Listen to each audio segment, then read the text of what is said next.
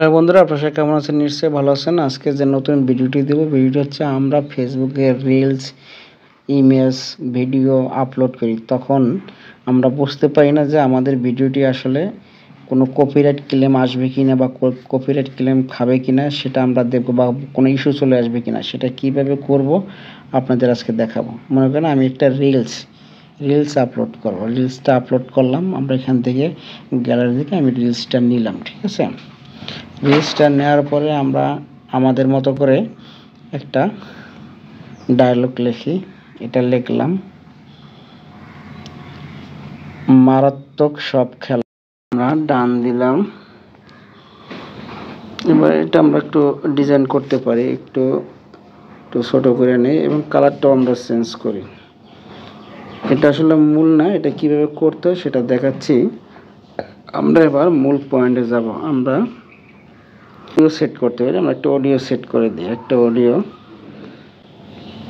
Free royalty, অর্থাৎ যেটা claim খাবেন না এমন একটা অডিও সেট করবেন। এরকম আমার ভিডিও কিন্তু আমার এই প্রোফাইলে আপলোড করা আছে। এটাই আমরা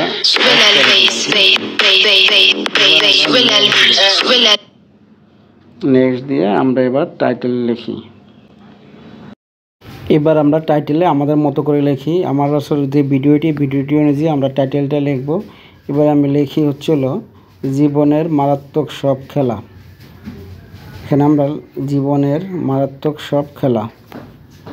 আপনি আপনার ভিডিও অনুযায়ী টাইটেলটা দেবেন যাতে খুব সুন্দর হয় ভিডিওর প্রেক্ষিতে। এবার আমরা হ্যাশট্যাগুলো সিলেক্ট করব, অর্থাৎ যে ট্রেন্ডিং হ্যাশট্যাগুলো আছে এগুলো আমরা এখানে অ্যাড করব। আপনার মতো করে আপনি ট্রেন্ডিং যে মনে করেন যে এটা ভালো চলতেছে হ্যাশট্যাগ, এই হ্যাশট্যাগুলো দেবেন। আপনি যদি মেনশন দেওয়ার প্রয়োজন মনে করেন তাহলে মেনশন দেবেন। এবারে যে আমরা মূল যে কাজটি করব সেটি হলো, আমরা দেখেন একটু নিচে আসি স্ক্রল করে, এই অপশনটা দেখেন লেখা আছে কপিরাইট চেক, অর্থাৎ আপনার ভিডিওটা যদি কপিরাইট হয় বা কপি ইস্যুস আসে বা ইমেজ হোক, কোনোটা যদি ইস্যুস আসে বা কপিরাইট আসে, এখানে যদি আপনি এনাবল করে দেন তাহলে কিন্তু আপনার ভিডিও আপলোড করার পরে আপনি এটি দেখতে পারবেন যে আপনার কোনো ইস্যু আসছে কিনা। যদি ইস্যু আসে তাহলে ডিলিট করে দেবেন, বা ইস্যু না আসলে তো আপলোড হয়ে যাবে। এভাবে আপনার ভিডিওটি, আপনার প্রোফাইলটি বা পেজটি আপনি সেভ রাখতে পারবেন এবং আপনি সুরক্ষিত রাখতে পারবেন। এখন কথা হচ্ছিল যে আপনি কিভাবে এনাবল করবেন। আমরা স্কুল দিয়ে একটু নিচের দিকে আসি। এখানে দেখেন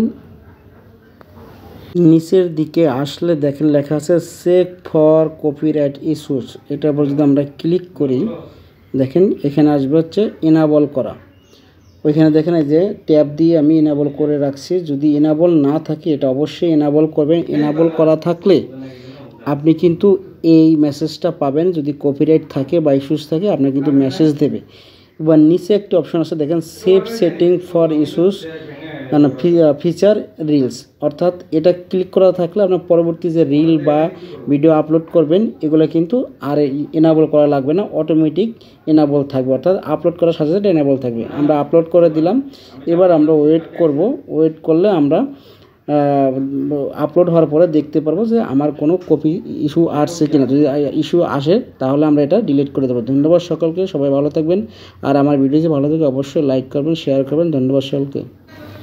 এখানে কিন্তু আমার কপিরাইট নাই, we did not detect any content issues, অর্থাৎ কোনো ইস্যুস নাই। ঠিক আছে তাহলে।